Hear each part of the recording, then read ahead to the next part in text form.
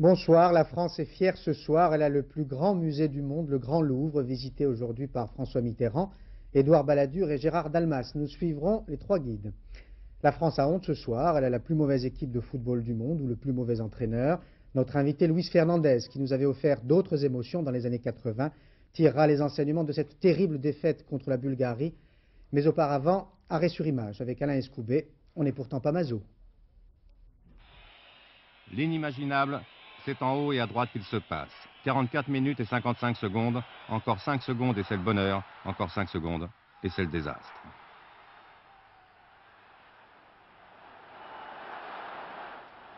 Houillet et son staff n'en reviennent pas, mais qui pourrait en revenir? Mais c'est pas vrai, pensent les Bulgares qui n'en peuvent plus de joie.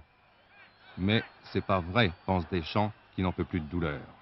Et pourtant, on ne sortira pas de là. C'est fini, gâché, foutu. Ce sont des mois et des mois d'efforts qui s'écroulent devant la porte même de la maison, des instants qui resteront gravés dans les crânes chaque jour, chaque nuit et pendant des années, comme un sale cauchemar qui ne veut pas s'en aller. Quant à toi, tout simplement, tu nous as bien manqué. Question à 1000 ballons. Comment une équipe internationale expérimentée, ayant quasiment son billet pour l'Amérique, peut-elle rater l'avion? Comment peut-elle craquer dans les 10 dernières minutes et perdre un match décisif sur son terrain devant ses partisans? Laurent-Frédéric Bollet. Ah, le coq sur la pelouse avait fière allure, vivace, rapide. L'équipe de France a été tout le contraire. Celle-ci est apparue crispée, paralysée par l'enjeu. Papin chante la Marseillaise mais semble livide. Le capitaine des Bleus s'est constamment laissé tomber et n'a rien amené. Il avait promis la guerre aux Bulgares et c'est lui qui cède. Il sort victime de crampes. Faiblesse en attaque, faiblesse en défense. Laurent Blanc incapable de dégager. Le corner amène le but égalisateur. Erreur. C'est malheureux pour tout le monde, vraiment. On est vraiment déçus. On est vraiment déçus pour les gens qui aujourd'hui nous ont soutenus, vraiment. Autre erreur, peut-être fatale, la mauvaise gestion d'un coup franc à l'ultime minute. Guérin passe à Ginola qui centre, Cantona est seul dans la surface. La balle revient aux Bulgares pour un contre, inexpérience et faute. À partir du moment où vous êtes qualifié, je crois que c'est dans votre intérêt de gagner un peu de temps. Donc c'est ce que j'ai essayé de faire justement en le jouant à deux. Et bon, je pensais peut-être pas que David allait essayer de centrer de suite. J'ai assumé d'avoir joué un peu vite le dernier coup franc. Ah ben dans ces moments-là, on assume un peu tout. Hein. On a joué un peu vite, on a joué je pense que comme il fallait. Et puis ça s'est pas bien passé. C'est le moins que l'on puisse dire. Les Français se sont fait piéger dans une bataille nerveuse, classique des fins de match. Tout comme ils s'étaient relâchés contre la Suède et aussi contre Israël, à chaque fois la dernière seconde ou presque. Fébrilité et fragilité, les Bleus de Houillet ont tourné le dos à leurs responsabilités. Quand un dirigeant politique perd une élection importante, que fait-il? Il passe le relais. Quand un dirigeant du football perd un match capital, que fait-il? Il reste. Yann Lavoie, Jean Cornu. Et si on me vire, on verra, mais dans l'immédiat, mon contrat va jusqu'en fin 94, après ils décideront, et je me remets au boulot, comme si je devais aller jusqu'au bout. C'est-à-dire jusqu'en juin 94. Mais les instances du foot n'attendront pas cette date pour décider du long terme. Dès le mois prochain, elles décideront soit de changer d'entraîneur, soit de renouveler pour 4 ans le contrat de Gérard Houillet, mais il faut de la continuité pour préparer l'avenir, la Coupe du Monde 98. En attendant, Houillet a plaidé sa cause en jouant l'attaque. Il a d'abord tenu des propos très durs à l'encontre de David Ginola. Il a voulu revenir sur le coup de gueule d'avant-match du joueur parisien. Il a commis quelque part un crime contre la cohésion et l'esprit d'équipe. À partir du moment où un joueur ne respecte pas le groupe, ne respecte pas la solidarité du groupe ou la menace, à un moment aussi important que celui-là, je dis c'est grave. Second reproche tenace, ce coup franc de la dernière minute joué rapidement par Ginola qui offre un ballon de contre fatal. Ne cherchez pas l'élimination, elle est là, elle est dans ce dernier ballon qui vole entre le point de corner et le but de Bernard Lama. Rarement Gérard Houillet s'était permis de condamner un joueur en public.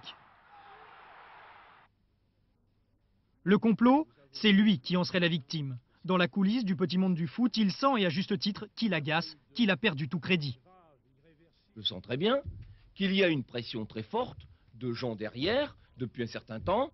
Combien de matchs j'ai dû préparer avec la déclaration d'un tel, la page dans tel magazine d'un tel, ou les pressions d'un tel.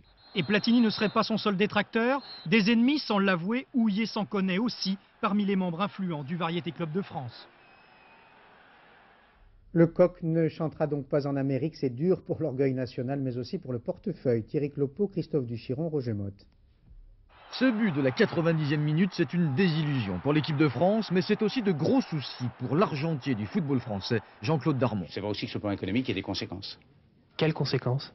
Elles sont surtout d'un manque à gagner, qui est entre 30 et 50 millions de francs, grosso modo, et après sur des répercussions indirectes qui sont liées aux voyages qu'on devrait préparer, aux opérations de relations publiques avec les sponsors et autres.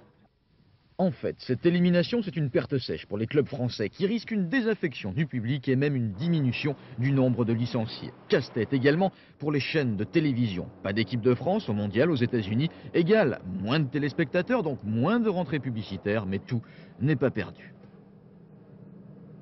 De là à dire que c'est catastrophique, il y a un fossé qu'il ne faut pas sauter, c'est clair. Il reste que l'équipe de France,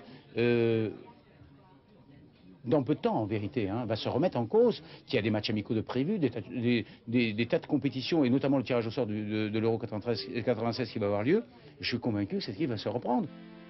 Et puis, même si tout ne tourne pas très rond actuellement dans le football français, il reste toujours cette fameuse Coupe du Monde 98 en France qui promet monts et merveilles. Allez, dans quelques temps, on l'aura oublié, ce but bulgare de la 90e minute. Je veux réparer un oubli. Les images du match que vous avez vues dans ce journal ont été évidemment diffusées et filmées par TF1 hier soir. Nous allons donc rejoindre en direct notre invité ce soir, Luis Fernandez. Bonsoir. Bonsoir. On vous invite à double titre. D'abord parce que, je l'ai dit au début de ce journal, vous avez fait briller l'équipe de France dans les années 80. Il n'y a donc pas de malédiction, contrairement à ce qu'on pourrait dire ce soir. Et puis vous dirigez une équipe qui brille en ce moment, celle de Cannes. Alors avant de parler de votre expérience actuelle, les enseignements, à votre avis, que s'est-il passé hier soir? Vous savez, j'étais le premier triste parce que j'ai vécu un cauchemar, parce que j'ai des amis dans cette équipe et après le match, j'en ai vu 2 ou 3 et j'étais énormément peiné parce que ce qui venait de leur arriver, c'était dur. Moi qui ai participé à une Coupe du Monde et eux qui passaient si près d'un exploit, je crois qu'il faut aujourd'hui, on est un peu tous abasourdis, on a pris un coup de massue, comme on dit, parce que je crois que quand on aime le football et quand on aime l'équipe de France, comme je l'ai été assez longtemps dans cette équipe, je crois que aujourd'hui, je suis triste pour ces garçons et pour cet entourage parce que je crois que l'équipe de France, on l'aime. Alors expliquez-nous, l'équipe mène, enfin un partout, elle est qualifiée et elle ne tient pas le résultat comme l'Italie ou comme l'Allemagne. Pourquoi? Vous savez, dans un match de football, après un match, on peut trouver toutes les circonstances. Pourquoi on n'a pas tenu le ballon, pourquoi on n'a pas fait le geste qu'il faut. C'est vrai que tout le monde peut être entraîneur après un match, mais si effectivement on aurait gagné ce match ou on aurait fait match nul qui nous aurait qualifié, on ne serait pas aujourd'hui là en train de se poser des questions. Mais c'est vrai que c'est dur parce que c'est quand même une participation à une Coupe du Monde qui était en jeu et que ça nous reste en travers la gorge. Luis Fernandez, vous n'êtes pas un adepte de la langue de bois. Qui est responsable? Responsable, je crois qu'il ne faut pas chercher des responsables. Il y a une famille qui est la famille du football. On va essayer de faire en sorte à repartir parce que je crois que le football a besoin de...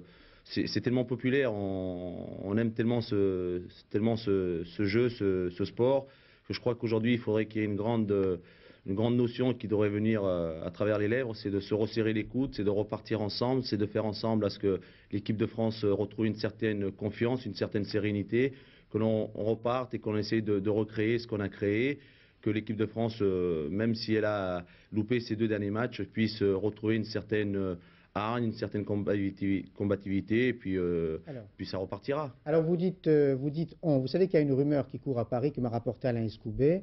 On parle d'un ticket Fernandez-Tigana pour la direction de l'équipe de France. Vous savez, il y a des instances qui jugent, il y a des instances qui prennent des décisions. Moi, je suis aujourd'hui entraîneur de l'AS Cannes, c'est déjà pas mal. Quand j'ai arrêté ma carrière, je me suis effectivement lancé dans ce chemin-là. Et bon, c'est pas si évident. Il ne faut pas penser que d'être entraîneur national, c'est une tâche facile. Il faut bien regarder en face. C'est des soucis, des problèmes.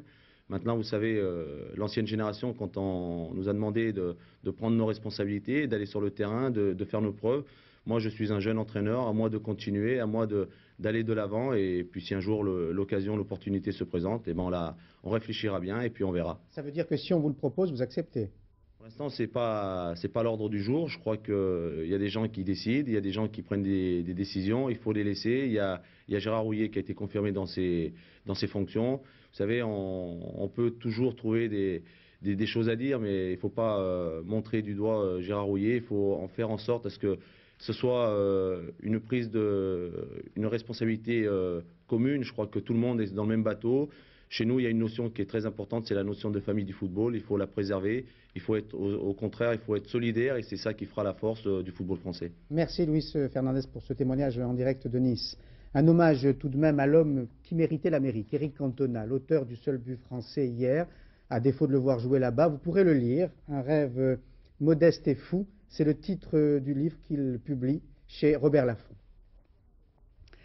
Il y a ceux qui craignent de perdre leur emploi, il y a ceux qui le perdent, il y a ceux qui redoutent de ne pas en trouver. C'était Paris Manif aujourd'hui. Jean-Yves Perrin et Vincent Maillard ont suivi les premiers, les salariés de certaines entreprises publiques.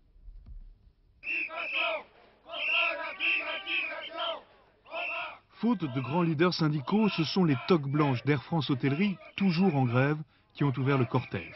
Tout un symbole. Derrière eux, les salariés de Bull, venus de toute la France. Ce sont eux qui ont proposé aux autres entreprises du secteur public le principe d'une action commune. Leur appel a été entendu par une quinzaine d'entre elles.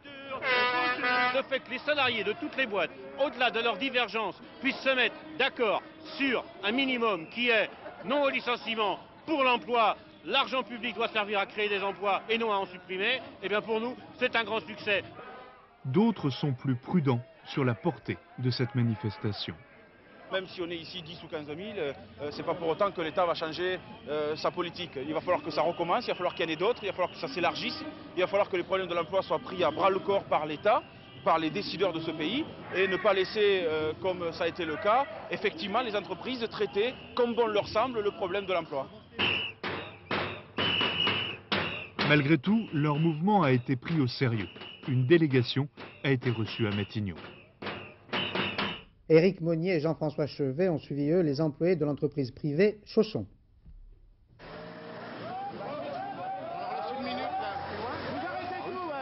Chez Chausson, les manifestations, on connaît ça. La police a eu beau multiplier les barrages, ce matin, rien n'y a fait. Ils ont finalement réussi à entrer dans Paris. Il faut dire que chez Chausson, on est convaincu d'une chose, seule la force paie. Il y a 2 jours, c'est par un nouveau coup d'éclat au tribunal de commerce qu'ils ont obtenu la suspension de leur plan de licenciement. Les voilà à nouveau lancés dans la bataille pour obtenir un véritable plan social et des aides à la reconversion. Car la disparition de Chausson est programmée de longue date, si l'on en croit ce document exhumé par les syndicats. Un pacte secret conclu en 1991 entre les 2 actionnaires Peugeot et Renault. Concernant la politique, c'est un complot, c'est une escroquerie, mais alors on n'a jamais vu ça. Plus loin, les responsables des 2 groupes automobiles se donnent même des conseils de management. Une annonce précipitée de fermeture est jugée trop dangereuse. Il est préconisé de remettre cette annonce à plus tard. Calvet, vous connaissez, c'est pas Pour les Chaussons, Jacques Calvet, effectivement, n'était pas là. Quant au siège de Peugeot, leur objectif de la journée, il restait cerné par les forces de l'ordre. Aujourd'hui, les casques bleus nous ont précédés. Ce n'est qu'un rendez-vous manqué et qu'on reviendra. Alors les Chaussons, un peu amers sans doute, ont quitté le siège de Peugeot. Allez, on va retourner, on va à la manif nationale. Les étudiants et les lycéens ont également donné de la voix, mais ils étaient moins nombreux que lundi dernier, du moins à Paris. Chantal Kimerlin, Roger Motte. Eh ben non, ils ne sont pas là. La jeunesse de cet automne n'est décidément jamais là où on l'attend. Impossible de prévoir les manifs. Les étudiants avaient annoncé rendez-vous sitting. Devant le Panthéon, on sera des 1000 et des 100 comme lundi. Et ils furent ce matin à peine 100. En revanche, ceux qui craignent les débordements de l'adolescence avaient plutôt envoyé la force, bien inutilement. Mais c'est quelques heures plus tard, contre toute attente, que 2000 potaches, entendez les lycéens de Paris et de la banlieue, se sont engouffrés boulevard Saint-Germain jusqu'au ministère de l'Éducation de François Bayrou. Avec un slogan de circonstance, le Beaujolais nouveau est arrivé, mais pas ton budget. La manif a pris des airs de monhomme, du genre on aurait tort de ne pas sortir quand on a 16 ans et que le soleil brille. Seule la jeunesse de Toulouse a obtenu la moyenne. 6000 lycéens et étudiants ont défilé aux côtés de leurs enseignants en revendiquant un budget pour l'éducation. Alors, Arab Chabo, manif sporadique ou prémisse d'une explosion sociale que certains redoutent? Écoutez, on vit beaucoup ces derniers jours dans les fantasmes de 1968 ou le souvenir de l'automne 86 pendant la première cohabitation avec manifestations d'étudiants et grèves dans le secteur public. Mais je crois qu'il faut tout de même rappeler, c'est une évidence, que nous sommes en 93, que la France est en récession, qu'il y a plus de 3 200 000 demandeurs d'emploi. Et vous l'avez dit, la peur du chômage touche aujourd'hui tout le monde, de l'étudiant au cadre supérieur. Cette peur a pendant longtemps bloqué tout mouvement social. Mais depuis quelques semaines, c'est vrai, on assiste à des réactions, colère contre l'injustice du plan social, on l'a vu par exemple à Air France, expression du désespoir, le sentiment que perdu pour perdu, il faut agir, c'est ce qu'on a vu chez Chausson aussi par exemple. Désespérance enfin des étudiants qui se sentent condamnés au chômage avant d'avoir terminé leurs études et s'inscrivent dans des filières comme la psychologie, simplement pour se faire plaisir. Alors il n'y a pas, on le voit bien, de grandes manifestations massives, mais des poches de conflits souvent dures. Et il y a plus généralement aggravation d'un malaise que perçoivent bien aujourd'hui les chefs d'entreprise et les élus. Comme si un certain seuil de résistance, de tolérance, d'acceptation de la crise et des sacrifices qu'elle impose était atteint. C'est un phénomène que l'on ressent d'ailleurs partout en Europe et qui oblige le gouvernement d'Édouard Balladur à la plus grande vigilance parce qu'il lui faut, au fond, être prêt à réagir à l'imprévisible. L'ALENA, c'est bon pour le GATT, traduction, la création d'une zone de libre-échange entre les États-Unis, le Canada et le Mexique facilitera peut-être la négociation entre l'Amérique et l'Europe. Les États-Unis semblent ce soir plus souples à l'égard de la France. Philippe Sassier nous en parlera dans un instant, mais rejoignons auparavant Bruno Albin à New York qui décrit concrètement les conséquences de l'ALENA pour l'un des partenaires. Napoléon Barragan, citoyen américain né en Équateur, est ici l'empereur de la vente de matelas par téléphone. 250 employés, 25 000 appels par semaine, chiffre d'affaires 180 millions de francs l'an dernier. Quand on lui parle d'un grand marché Canada-USA-Mexique, il a des rêves d'expansion. On ne s'appelle pas Napoléon pour rien. Ces 5 dernières années, le potentiel de notre entreprise a été multiplié par 10 dans une économie au ralenti. Nous sommes prêts à refaire la même chose, mais en 2 ans et demi.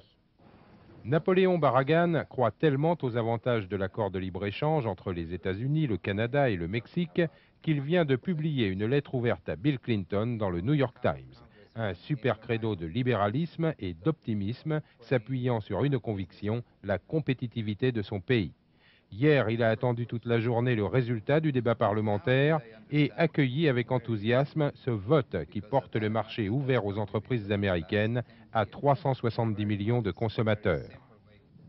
C'est une chance formidable que je compare volontiers au plan Marshall, sauf que cette fois-ci, les États-Unis n'auront rien à payer. C'est le clan des optimistes qui l'a emporté. Napoléon Barragan se dit convaincu que les futurs résultats de son entreprise, déjà performante, lui permettront bientôt d'embaucher et qu'il régnera sur 1900 employés.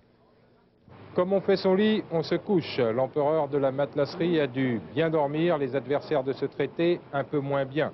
Car aujourd'hui, autant qu'hier, il redoute que le faible coût de la main-d'œuvre au Mexique n'incite les industriels américains à aller investir là-bas plutôt que de créer des emplois ici, chez eux.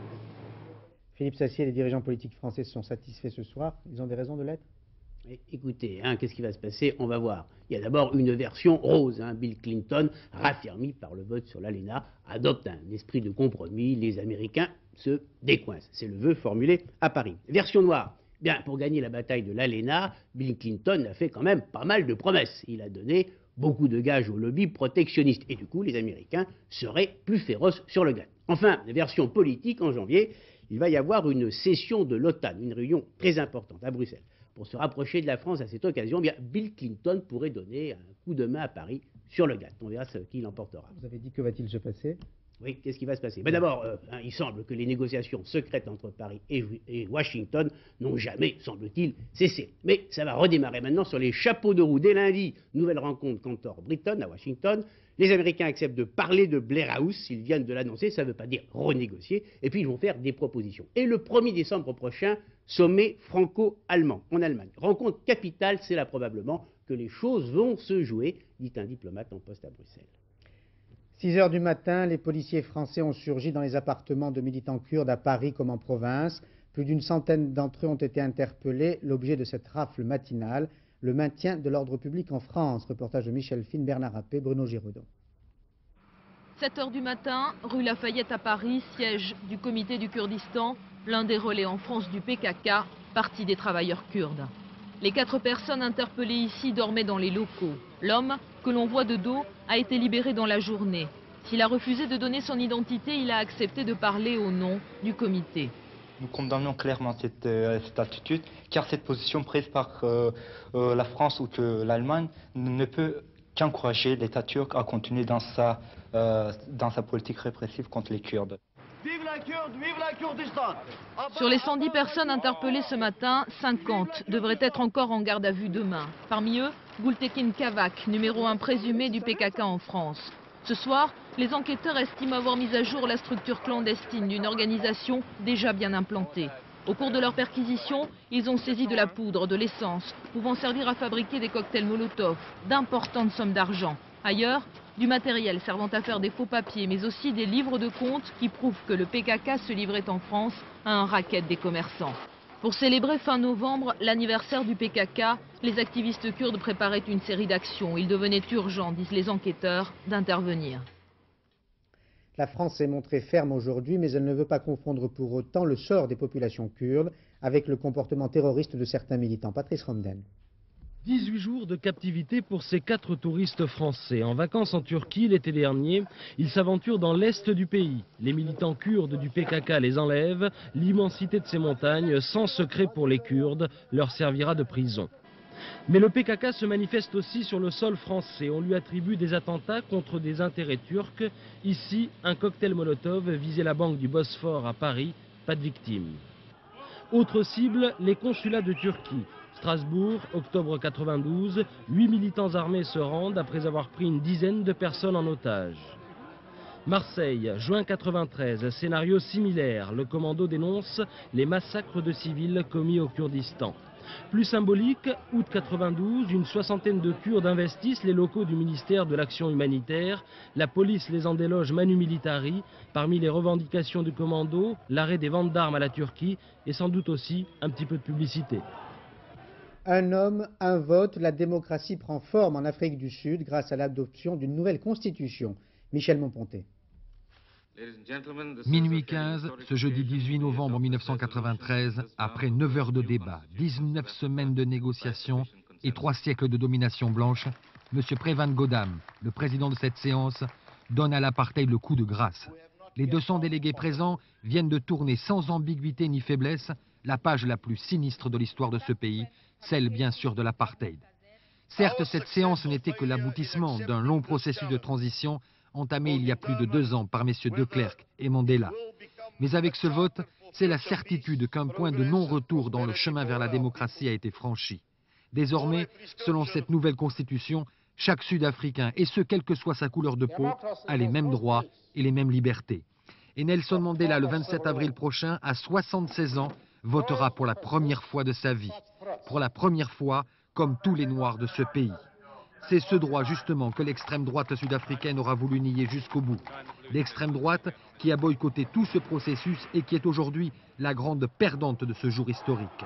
Elle qui voit son rêve de conserver une Afrique du Sud blanche et raciste définitivement enterré. Wanted il y a quelques semaines à peine, narquois aujourd'hui, le général Aïdid est réapparu en plein centre de Mogadiscio en Somalie, un pied de nez à l'ONU et aux Américains. Dominique Derda. C'était l'ennemi public numéro 1 pour l'ONU et les États-Unis. Aujourd'hui, Mohamed Aïdid, le chef de guerre somalien, fait un retour triomphal devant ses supporters en plein Mogadiscio. Et dire que depuis 5 mois, sa tête était mise à prix, 25 000 $. Il a fallu la mort de 18 soldats américains, de 70 casques bleus, de centaines de civils somaliens, pour qu'hier le Conseil de sécurité renonce au mandat d'arrêt lancé contre lui. Ce matin, le chef de l'Alliance nationale somalienne exulte. Alors que son propre parti s'apprêtait à le destituer l'été dernier, il est devenu un héros national parce qu'il a su tenir tête aux soldats de l'ONU et de l'Amérique tout entière. Désormais, grâce aux erreurs, et le mot est faible, des Nations Unies, Mohamed Aïdid est incontournable. Rien ne se fera plus sans lui en Somalie. Terrible accident de la route en Angleterre, 10 enfants et une enseignante sont morts, 4 autres enfants ont été gravement blessés. Christian Marimonneau. Douleur des camarades de classe, pleurs des amis de l'école Hagley, réconfort et solidarité des enseignants dans la peine. Tous au cœur d'un drame survenu très tôt ce matin dans la région de Warwick, près de Birmingham. Pour une raison inexpliquée, Le minibus transportant 14 élèves en provenance de Londres a percuté un camion arrêté sur la bande d'urgence de l'autoroute. Le bus scolaire a pris feu immédiatement. Malgré leurs graves blessures, 4 élèves ont réussi à s'échapper du brasier, mais 10 sont morts ainsi que l'institutrice qui était le conducteur. En fin d'après-midi, l'autoroute retrouvait son animation habituelle avec sur le bas-côté les stigmates d'un des accidents les plus graves sur une autoroute britannique. Nouveau témoignage au procès Villemain sur la mort du petit Grégory, mais les médecins légistes entendus aujourd'hui ont fait aveu d'ignorance. Ils ont été incapables de dire quand et comment le petit garçon a été assassiné. Isabelle Stess, Éric Delagneau. Au commencement de l'enquête, il y avait 2 médecins légistes, dont le docteur Pagel. C'est elle qui a pratiqué l'autopsie de Grégory. Il portait un bonnet, un anorak, il avait une cordelette autour du cou, des mains et des chevilles. Les liens n'étaient pas du tout serrés. Le juge Lambert lui aussi était là. Il ne voulait pas du tout qu'on fasse les prélèvements, accuse le docteur Pagel. Ça nous a surpris, on a insisté, on a juste obtenu l'autorisation de prélever du sang et les poumons. En omettant de faire tous les prélèvements, on a réduit les possibilités de faire la lumière, enchaîne le professeur Le Breton. L'enfant noyé dans l'eau de la Vologne? Je dis non, il n'y avait pas de corps étrangers dans les poumons. Le docteur Marin juge le propos de son confrère excessif. Mais il s'étonne pourtant que l'enfant ne se soit pas débattu pour se dégager de ses liens. Il ne portait pas de marque. Grégory était-il inconscient? C'est probable, mais c'est pas sûr. Les questions fusent, mais chaque réponse des médecins tombe comme un aveu d'impuissance. 9 ans après les faits, tout le problème est de savoir si l'enfant est mort noyé avant d'être jeté dans la Vologne, a résumé l'un des médecins. Terrible constat dans une bataille d'experts où la seule certitude aujourd'hui est une autopsie bâclée qui a sans doute faussé toute l'enquête. L'art adoucit les mœurs politiques qui n'étaient pas d'accord sur les travaux du Louvre au temps de la première cohabitation. Ils se sont mis d'accord sur l'agrandissement du Louvre au temps de la seconde cohabitation. François Mitterrand puis Édouard Balladur ont arpenté les grandes galeries. Nathalie Saint-Cric, Yves Barbe. Oubliez les querelles de la première cohabitation, l'époque où Jacques Chirac voulait garder le Louvre pour le ministère des Finances, le temps où Édouard Balladur, alors ministre de l'économie, ne voulait point déménager à Bercy. Ce matin, le maire de Paris, François Mitterrand et les 2 Jacques, Toubon et Lang, inauguraient dans un bel ensemble l'aile Richelieu et ses 165 nouvelles salles d'exposition. On s'extasiait en chœur devant tant de beauté réunie. Fini les polémiques sur les grands travaux de François Mitterrand, jugés un temps trop dispendieux quand l'actuelle majorité était dans l'opposition. Seul manqué ce matin à la fête, Édouard Balladur, le Premier ministre avait décidé d'effectuer seul cet après-midi sa propre visite guidée.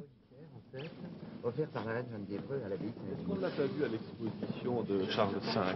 Si, exactement. Elle était exposée il y a une dizaine d'années, n'est-ce pas? On l'a vu à l'exposition de Charles V. Oui. Et puis Édouard Balladur a retrouvé son ancien ministère, ses anciens bureaux, manifestement sans nostalgie. Il ne faut jamais se retourner vers le passé. Non, non, j'étais très heureux de les revoir. Au contraire, très heureux de les revoir tellement mieux qu'ils ne l'étaient, tellement mieux entretenus, mieux refaits. Et puis je trouve que c'est très bien que cet ensemble qui était fait pour une administration finalement à l'origine ait reçu cette vocation artistique. En clair, fini les polémiques, l'heure était aux louanges, au consensus, bref, à l'art. Pas de regret donc pour Édouard Balladur, il ne pouvait en avoir en visitant les appartements Napoléon III. Gérard Dalmas, Bernard Connor. Vu du ciel, le Louvre est un grand sphinx. La patte allongée à droite, c'est le nouveau territoire de l'aile Richelieu, construite par un Napoléon le Petit, qui voit très grand et très riche, un peu trop, ricanent certains. 1852, l'architecte Hector Lefuel sévit ici même au-dessus de ces fameux guichets du Louvre par lui bâtis. Il conçoit donc entièrement ces fastueux appartements de Napoléon Badinguet. Comme l'architecte aime beaucoup le néo-baroque, et l'empereur aussi, Lefuel s'en donne un cœur joie et se laisse emporter par la griserie de la valse maniériste.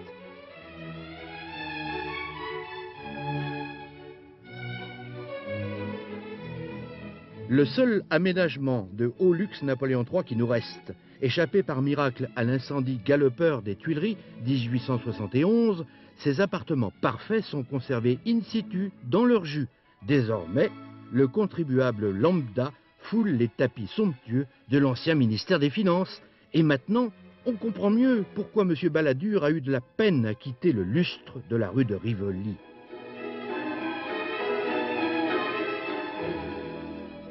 Ce premier reportage nous a mis en appétit. Suivons le guide, un peu plus loin. 165 salles nouvelles, 12 000 objets dans ce bâtiment Second Empire. L'aile Richelieu de l'aigle des musées du monde, le Louvre, s'embellit de 21 500 mètres carrés taillés sur mesure pour les œuvres. Verrières perchées à 25 mètres, fini l'entassement, bonjour l'espace. Les vrais chevaux de Marly galopent dans cet ancien parking des finances. La cour Marly, 2000 mètres carrés de lumière blonde.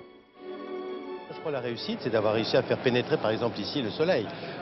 Et effectivement, éviter cette impression de, bon, disons, de frigidaire, de coffre-fort, un petit peu froid qu'ont certains musées. Il y a le fond et la forme, et ce que nous espérons, c'est que les visiteurs ne seront pas intimidés par l'importance du bâtiment, par son immensité, mais viendront et reviendront. Ça, c'est notre but essentiel, c'est de donner le goût aux visiteurs de devenir des familiers du Louvre, enfin, des fidèles du musée. Ultime coup de brosse sur des ongles coulés dans le bronze.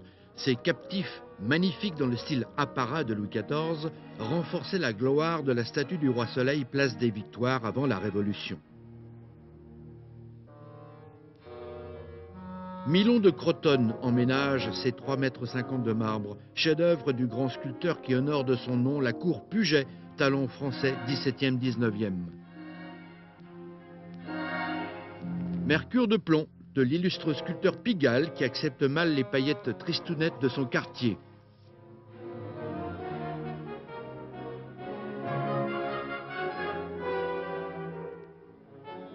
Des portraits qui nous regardent. Éclairage intimiste, digne des cabinets et des secrets de la Renaissance. Pure merveille française, signée Clouet ou Corneille de Lyon.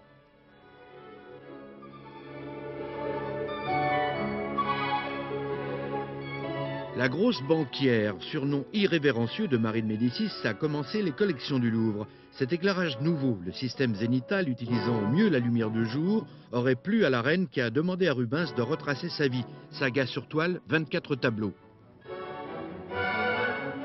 Sargon II, roi d'Assyrie, moins 700, évocation gigantesque d'un palais bâti pour impressionner le client avec cette fabuleuse cour Khorsabad. 5 taureaux ailés jusqu'à 5 mètres et 38 tonnes. Chrysalide Louvre, métamorphosé en papillon TGL, très grand Louvre, vitrine encyclopédique. Il me semble, disait Cézanne, qu'il y a tout dans le Louvre, que l'on peut tout aimer, tout comprendre par lui. Le songe s'anime et prend forme, l'écrin vient de s'ouvrir, l'œil en brille déjà de plaisir. Les producteurs d'Envoyé spécial sensibles à cette musique du jour vous montreront ce soir dans leur magazine d'autres œuvres d'art contemporaines vivantes, des top modèles. Tout un reportage leur sera consacré. Ne croyez pas que les deux compères cèdent à la facilité. Envoyé spécial vous fera découvrir surtout ce soir l'envers du décor. Ils seront aussi sérieux. Il y aura un reportage sur le mouvement de libération des hommes aux États-Unis et surtout sur les conséquences de la crise économique internationale chez Michelin. Avant, Envoyé spécial, en quelques instants, la météo de Laurent Romeshko. Beau, mais de plus en plus froid. Couvrez-vous demain dans toutes les régions de France. Ensuite, l'état de la circulation avant les départs en week-end avec Valérie Maurice. Après, Envoyé spécial du rire, avant le journal de Philippe Lefebvre à 23h30 et avant le cercle de mille de Michel Field. Demain, Gérard Leclerc à 7h50 reviendra bien sûr sur la défaite de l'équipe de France avec son invité Jean Fournet-Fayard. Bonne soirée sur France 2, à demain 20h. Bonsoir.